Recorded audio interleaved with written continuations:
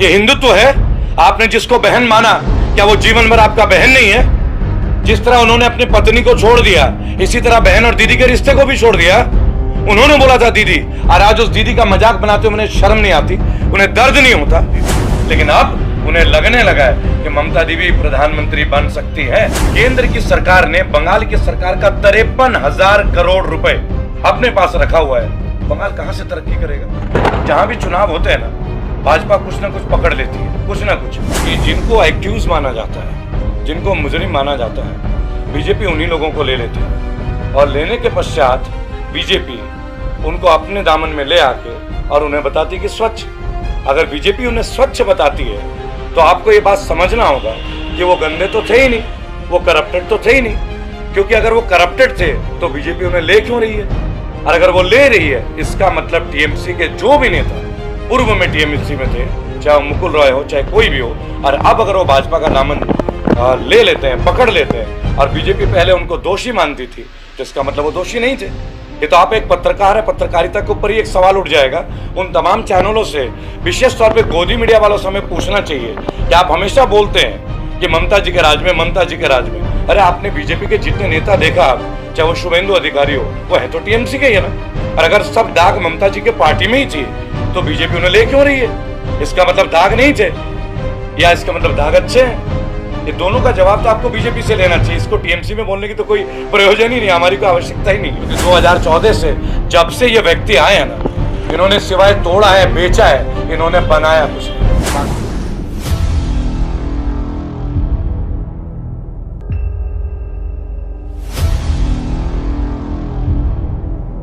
नाज़नीन जी, आपका स्वागत है इस मंच में। पहले तो आप इस पोलिंग पीरियड में, इलेक्शन के दौर में निरंतर अपनी माता जी के साथ और पूरे परिवार के साथ आप घूमते हैं। और अगर कैमरा दिखाया जाए उधर की तरफ तो ये देख लीजिएगा, एक साधारण से इलाके में इनका ये घर है जहाँ पे है, और ये सामने इनका ऑफिस भी है। It's office basically main road के बराबर में। ये शहर में तो नहीं रहते, यहीं रहते हैं। मैं नोएडा से हूँ, ये नौदा में रहते हैं। नोएडा से नौदा तक का जो मेरा सफ़र है वो अपने माँ माटी मानुष की धरती को बचाने के कवायद है। आपने बोला ये बॉर्डर एरिया है। अगर बॉर्डर एरिया में हम रहते हैं तो क्या हमारा गुनाह है? क्या हम अपना मानचित्र बदल लें? क्या हम अपना ज्योग्राफी बदल लें? हम इसे गुजरात तो नहीं बना सकते ना। अगर हम यहाँ पे लोकेटेड हैं, we can't change the location. क्या हम ज्योग्राफी बदल सकते हैं क्या दीदी? नहीं नहीं, बिल्कुल नहीं। और यहाँ पे रही बात है रोहिंग्या मुसलमानों की, बांग्लादेश कहाँ से निकला था? हमारे देश से ही निकला था ना। इनकी मम्मी, इनके माता जी, जो इस वक्त यहाँ के एमएलए की कद्दावर नेता भी हैं, यहाँ के महिलाओं में अत्यंत सॉफ्ट पर्सन है, सादगी के साथ। ये मैं नहीं कहता, आप उनके 10 साल का कैरियर को देख लीजिए, उनके वेशभूषा को देख लीजिए। दिखता है क्या नौलख का हार पहनते हुए? कभी कभी देखा है उनको बहुत बड़ी बड़ी गाड़ियों में घूमते हुए? वो यहाँ रहती हैं गाँव में। हेमा मालिनी की तरह मुंबई में फिल्म शूटिंग नहीं करती। हेमा मालिनी की तरह वो ये नहीं बोलते कि कैंट का पानी सबसे शुद्ध पानी। वो अपने लोगों के लिए अपना पसीना बहाती हैं, और उस पसीने की वजह से आज एक विरासत के तौर पे लोग उन्हें देखते हैं कि नहीं, जिताना है तो शाइना दीदी को जिताना है, ममता दीदी को जिताना है। ये रोहिंग्या मुसलमानों की बात नहीं है। जहां भी चुनाव होते हैं ना, भाजपा कुछ ना कुछ पकड़ लेती है, कुछ ना कुछ। अब यहाँ आए हैं तो यहाँ रोहिंग्या आ गया है, यहाँ आ गया तो कहते हैं कि हम किसानों को पैसे देंगे। केंद्र की सरकार ने बंगाल की सरकार का 53,000 करोड़ रुपए अपने पास रखा हुआ है। बंगाल कहां से तरक्की करेगा? यहाँ सचिन तेंदुलकर की संपत्ति 5,000 करोड़ से ऊपर चली जाती है। यहाँ शाहरुख खान का एक टी शर्ट नीलाम हो जाता है 5-5 करोड़ में। आप समझिएगा, उनका साइन किया हुआ बैट 20-20 करोड़ में बिक जाता है। वो राज्यसभा पहुंच जाते हैं। एक ट्वीट आती है रिहाना का तो वो बीच में कूद पड़ते हैं। और हमारे देश के महान लोग, बंगाल के लोग जब सड़कों में दर्द में जीते हैं तब नजर नहीं आते। आपको कोरोना काल में बंगाल आना चाहिए था। कितने उदाहरण मिले आपको बंगाल में मजदूरों की मृत्यु का? उत्तर प्रदेश में तो राम राज्य साहब, 25 लोग मरे थे, गाड़ी में बैठ के खाना खा रहे थे, आपको याद होना चाहिए। कई उदाहरण, एक आदमी है, पुलिस की लाठियां खाई, लव जिहाद के मुकदमे सहे, टैक्सेशन। अगर लोगों ने विरोध किया, अरे वो माइनॉरिटी के नहीं, वो मुसलमान थे। मैं बागी हूं, मैं ओपनली बोलूंगा, वो मुसलमान थे, लेकिन वो भारतीय मुसलमान थे। ये वही मोदी जी थे जो ममता दी को दीदी बोलती थी और अपना राइट हैंड मानती थी। लेकिन अब उन्हें लगने लगा है कि ममता दी भी प्रधानमंत्री बन सकती है। ये उनका एक छोटी सी सोच है, समस्या है। और सोच के कोई अंत नहीं है, गलतफहमी का कोई अंत नहीं है। उन्हें भय लगने लगा है कि भारत में अगर कोई सब्स्टिट्यूट है उनका तो वो ममता दी है। और मैं गर्व से एक बात बोलूंगा आज आपको, निकट भविष्य में आप देखिएगा संपूर्ण विपक्ष एक होगा, संपूर्ण विपक्ष इस धरती के हर हिंदू मुसलमान सिख ईसाई इकट्ठा होगा। ना सिर्फ वो बंगाल का चुनाव लड़ रहे हैं, 2024 में प्रधानमंत्री के पद के वो सबसे बड़े दावेदार हैं और वो बनेंगे प्रधानमंत्री। जी, क्या महिला मुख्यमंत्री महिला की सुरक्षा नहीं कर पा रही है? देखिए मैं तो एक बात बोलूंगा, दीदी यहीं पे है, बहन बेटी है, ठीक है ना, पढ़ती हैं बाहर, आराम से जाती हैं, स्कूटी भी चलाती हैं। दीदी इनको बताइए बंगाल में रेप्स के और एसिड विक्टिम्स के केसेस होते हैं क्या? देखिए, अगर मैं बोलूँ ज़ीरो केसेस है तो ये बोलना गलत होगा। ऑब्वियसली हर जगह क्राइम है, तो कोई भी स्टेट मुझे लगता है क्राइम फ्री तो नहीं है। जिस दिन हो जाएगा मुझे लगता है उस दिन तो ये हेवन हो जाएगा, ठीक है। और मैं चाहती हूँ कि सारे राज्य, सारे जो हमारे देश है इंडिया, वो क्राइम फ्री इंडिया हो, लेकिन अभी वो है नहीं।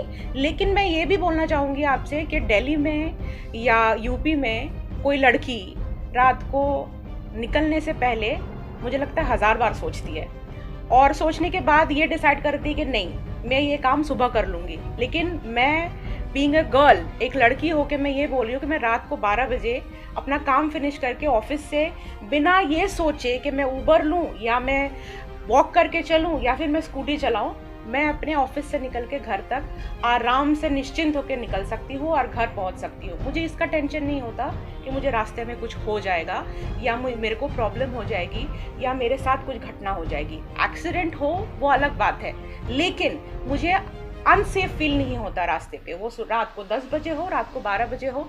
मैं खुद बोल रही हूँ, ऑब्वियसली यंग लड़की हूँ, बाहर जाती हूँ, दोस्तों से मिलती हूँ, पार्टियाँ भी करती हूँ और इन्विटेशन भी ऑब्वियसली अटेंड करती हूँ। जब शादियों में जाते हैं तो रात को 2 बजे भी वापस आती हूँ, ठीक है। तो रात को 2 बजे भी मुझे निश्चिंत ही फील होता है। वैसे भी बंगाल के लोग खाने में बहुत शौकीन हैं और मुझे देख के समझ में आ रहा है आपको। तो पॉइंट ये है कि मुझे अनसेफ फील नहीं होता, और मुझे सेफ फील करवाना सिर्फ मेरी रिस्पॉन्सिबिलिटी या मेरे घर वालों की रिस्पॉन्सिबिलिटी नहीं है, ये राज्य की रिस्पॉन्सिबिलिटी है।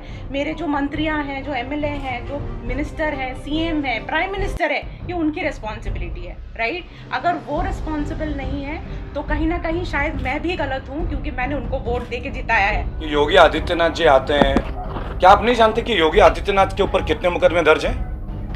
क्या आप लोग अपने पत्रकारिता पे एक स्तंभ नहीं गाड़ सकते? क्या आप लोगों ने कभी उनसे प्रश्न पूछा है कि आप एक मुख्यमंत्री बन चुके हैं और आपके ऊपर कितने केसेस हैं और कितने संगीन धाराओं में मुकदमा दर्ज है, गोरखपुर से लेकर उत्तर प्रदेश के कोने कोने में? ये सवाल कौन करेगा? क्या सारे सवाल उन प्रत्याशियों के परिवार से पूछा जाएगा जिनका परिवार बेदाग है?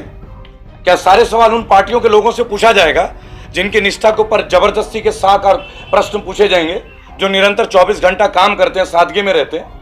ये सारे सवाल आप लोगों के उनके लिए बचे रहते हैं। आप लोगों को अपनी मानसिकता को कभी ये नहीं लगता कि उनके ऊपर सवाल किया जाए जो मुजरिमों को लेकर चलते। क्या उन्नाव दुर्घटना बंगाल में थी? क्या हाथरस की दुर्घटना बंगाल में हुई थी? और अभी पुनः हाथरस में एक और दुर्घटना घटी है कि एक लड़की के सामने उसके पिता को 10 गोलियां मारी गई दिन दहाड़े, और 1 साल पहले छेड़खानी का मुकदमा दर्ज हुआ था। एक से एक पत्रकार की हत्या होती है। आप स्वयं एक पत्रकार हैं, आप बताइए मुझे कौन सा राज्य है जहां सबसे ज्यादा पत्रकारों की हत्या हुई है? Number 1 is UP.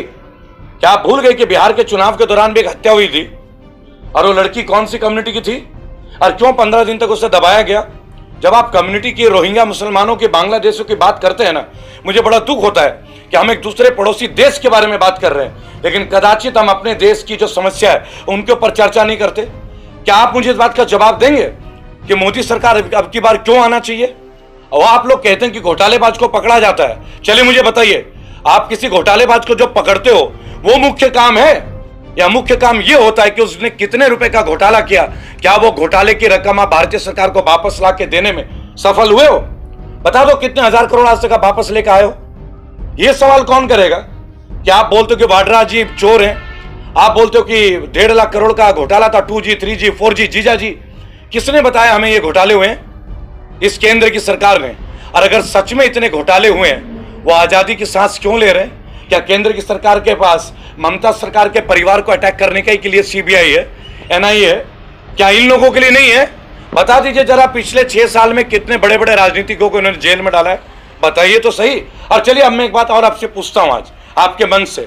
Ajay Chautala jail में थे हरियाणा में शिक्षा भर्ती घोटाला में, उनके पिता चौधरी ओम प्रकाश चौटाला अभी भी जेल में। तो दिग्विजय सिंह दुष्यंत चौटाला के साथ मिलके भाजपा ने सरकार क्यों बनाई हरियाणा में? क्यों बनाई दुष्यंत चौटाला के साथ मिलकर सरकार? ये मोदी है तो मुमकिन है ना। अगर मोदी है तो घोटालेबाज है, उनका पिता तो जेल में और बेटे के साथ आप गवर्नमेंट बना रहे हो। और उद्धव ठाकरे 30 साल से थे तो उद्धव ठाकरे को सीएम की कुर्सी नहीं दोगे। आपको सवाल केवल गोदी मीडिया की तरह नहीं पूछनी चाहिए, आपको सवाल एक सार्थक जर्नलिस्ट के तौर पे भी पूछने की हिम्मत होनी चाहिए आपके अंदर कि आपने हरियाणा में सरकार क्यों बनाई। तब क्या था जब ममता दी रेल मंत्री थी? दीदी हमारी दीदी है, दीदी हमारी दीदी है। अब बंगाल में कमल क्यों खिलाना है? दीदी तो तुम्हारी दीदी थी। मुझे एक बात बताइए, जीवन में रिश्ते बार बार बनाए जाते हैं क्या? ये हिंदुत्व है? आपने जिसको बहन माना क्या वो जीवन भर आपका बहन नहीं है? जिस तरह उन्होंने अपनी पत्नी को छोड़ दिया, इसी तरह बहन और दीदी के रिश्ते को भी छोड़ दिया। उन्होंने बोला था दीदी, और आज उस दीदी का मजाक बनाते हुए उन्हें शर्म नहीं आती, उन्हें दर्द नहीं होता। आपने देखा ममता दी बेड पे है, टांग ऐसी टूट गई। 23 जनवरी को मैं कलकत्ता में था, शहीद मीनार में मेरी रैली थी। यहीं पे ममता जी पीएम साहब के साथ थी, वहीं पे बीजेपी के लोगों ने उनका अपमान किया। वो भूल गए कि पश्चिम बंगाल के मौजूदा मुख्यमंत्री हैं ममता बनर्जी। अगर चाहती ना एक एक कार्यकर्ताओं को दबा के धूल चटका सकती थी, नहीं किया, मंच से चली गई। क्योंकि शिक्षित औरत है, शिक्षित बंगाल के लोग शिक्षित हैं, बंगाल के लोग सभ्य हैं, बंगाल के लोग 420 नहीं हैं। कभी आपने सवाल नहीं पूछा कि हमेशा जितने भी प्राइवेटाइजेशन के बड़े बड़े ढींगरा हैं वो गुजरात से क्यों हैं? जितने भी घोटालेबाज हैं वो गुजरात से क्यों निकलते हैं? बंगाल से निकलते हैं क्या? नीरव मोदी से भी बड़ा घोटाला किया है क्या बंगाल में किसी ने? बताइए ना, मुझे कोई हो तो बता दीजिए। शेयर घोटाला किसने सबसे पहले किया था? क्या वो भी बंगाल से था? बंगाल एक बहुत ही अलौकिक दृश्य से भरा हुआ राज्य है। इसकी गरिमा को ना नष्ट होने दीजिए। और इस वीडियो से मैं अपील करूंगा, सवाल किसी दल का नहीं है, सवाल टीएमसी का नहीं है, सवाल है एक राज्य की अस्मिता और सम्मान का, जिसे तार तार करने का प्रयास किया जा रहा है, जिस तरह भारत के सभी राज्यों को तार तार किया जा रहा है। आप मुझसे पूछते हैं कि मैं मोदी विरोधी हूं या भाजपा विरोधी हूं, ये दोनों अलग हैं क्या? मोदी और भाजपा अलग हैं क्या? आज फैसले भाजपा करती है, मोदी जी करते हैं। वो तो खुद कह रहे हैं मोदी है तो मुमकिन है। दीदी उन्होंने कभी पोस्टर में लिखा है कि बीजेपी है तो मुमकिन है? मैं स्वयं मोदी जी का भक्त रहा हूं, तो मेरी पीड़ा को समझने के लिए ना आपको मेरे लेवल में आना पड़ेगा। मैं एक शिक्षित व्यक्ति, पोस्ट ग्रेजुएट गोल्ड मेडलिस्ट, मैंने भी उनका समर्थन किया था 2014 में। और मैं अपने हिस्से के पाप का प्रायश्चित कर रहा हूं कि मुझसे गलती हुई और मेरे एक वोट ने भी शायद उनको प्रधानमंत्री बनाने में कमी नहीं छोड़ी होगी। और जो मेरे एक वोट से गलती हुई उसका दुष्परिणाम मैं झेल रहा हूं। और मैं नहीं चाहता कि मेरी आने वाली पीढ़ी गुलाम बने, मेरी आने वाली पीढ़ी प्राइवेटाइजेशन के शिकार हो, और मेरी आने वाली पीढ़ी ना तो शिक्षा के स्तर पे, ना साक्षरता के स्तर पे, ना चिकित्सा के स्तर पे सफर करे। और जो लोग हमें श्री राम जय श्री राम बोलने का नारा लगाने की बातें करते हैं, उनसे एक बात पूछिएगा, क्या वो सरस्वती पूजा के बारे में जानते हैं? क्या वो विश्वकर्मा पूजा के बारे में जानते हैं? क्या वो कोजागरी लक्की पूजा के बारे में जानते हैं? क्या वो माँ काली की पूजा के बारे में जानते हैं? जिस समय आप दिवाली में पटाखे फोड़ते हो ना, उस दिन हम बंगाल में व्रत रखते हैं माँ काली का। मैं भगवान श्री राम को मानता हूँ, मर्यादा पुरुषोत्तम राम है, अवश्य है। लेकिन भगवान श्री राम का नाम लेने के लिए मुझे किसी पार्टी की जरूरत है क्या? क्या मैं हिंदू बीजेपी की वजह से बना हूं? या जब से हिंदू बने तब से बीजेपी का जन्म हुआ है? तो आपको एक सवाल पूछ लेते हैं, when was BJP founded? What was the date of their foundation? Google कीजिएगा, आपको जवाब मिल जाएगा। क्या हमारा धर्म बीजेपी के आने के बाद स्थापित हुआ है? देखिए, दो भाई बहनों में, ये मेरी छोटी बहन है, हम भाई बहनों में धर्म रहेगा क्या? आपके और मेरे बीच धर्म आएगा क्या? मेरा राष्ट्र जो है ना, एक गुलदस्ता है, विभिन्न तरह के फूल इसमें हैं। इस फूल को इसी तरह बाहर में रहने दीजिए, इन फूलों को गुलदस्ते से बाहर मत कीजिए। क्योंकि 2014 से जब से ये व्यक्ति आए हैं ना, इन्होंने सिवाय तोड़ा है, बेचा है, इन्होंने बनाया कुछ नहीं। बाकी की बातें फिर कभी किसी सेशन में करेंगे।